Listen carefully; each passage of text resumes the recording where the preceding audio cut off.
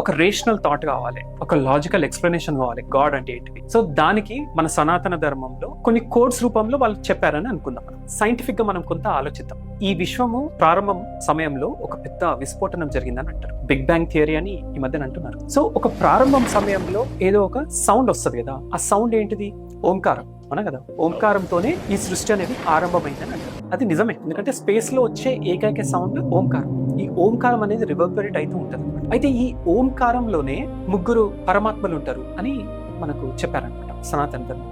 ఈ ఓంకారంలో 3 syllables ఉంటాయి. ఒకటి ఏంటంటే అకారం ఉంటది, తర్వాత ఉకారం ఉంటది, తర్వాత మకారం. అకారం, ఉకారం, మకారం. అకారం అంటే ఏంటంటే బ్రహ్మ సృష్టికర్త, ఓకే, నిర్మాణం చేస్తాడు. బ్రహ్మ నిర్మాణం చేస్తాడు. తర్వాత ఉకారం, ఉకారం అంటే విష్ణువు.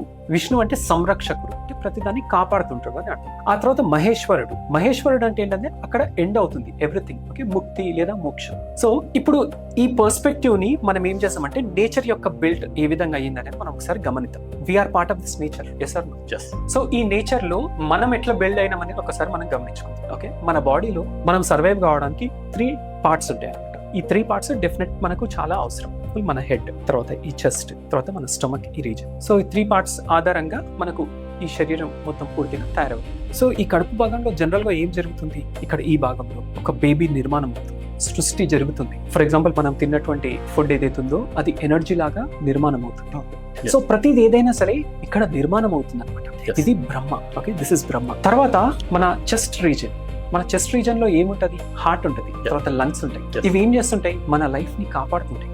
మనము సర్వైవ్ అవుతున్నామంటే విష్ణువు కారణం అని అంటాం. సో మన ఛాతీ భాగం వచ్చేసి ఉకారం, విష్ణువు. తర్వాత మకారం, హెడ్. హెడ్ అంటే ఏంటంటే ఇంటెలెక్ట్, ఓకే, నీ ఇంటెలెక్ట్ ఆధారంగా నీ ప్రవర్తన కానీ, నీ యొక్క స్పిరిచువల్ వెల్బీయింగ్ కానీ, ఓకే, లేకపోతే నీ యొక్క సాల్వేషన్, లిబరేషన్ ఇట్లా అంటారు కదా. సో దీని ఆధారంగా ఉంటది. సో ఈ భాగం ఏంటంటే మహేశ్వరుడు. మన పెద్దవాళ్ళు ఈ విధంగా చెప్పారనమాట. మనం ఎప్పుడైనా ఓంకారం చెప్పినప్పుడు మన నాభి స్థానం నుంచి ఆ అనే శబ్దము వస్తుంది అనమాట. తర్వాత ఊ అనే శబ్దము మన ఛాతి భాగం నుంచి వస్తుంది. తర్వాత మా అనే శబ్దము మన ఆజ్ఞ చక్రం వరకు చేరుకుంటుంది అనమాట. సో అలా అనమాట. సో ఇక్కడ నిర్మాణం అవుతుంది, ఇక్కడ ప్రిజర్వ్ అవుతుంది, ఇక్కడ ఎండ్ అవుతుంది. సో దట్ ఈస్ హౌ ఈ యూనివర్స్ అనేది ఎవ్రీథింగ్ అన్నిటినీ తయారు చేసింది. అన్ని ఇలాగే తయారవుతాయి అనమాట.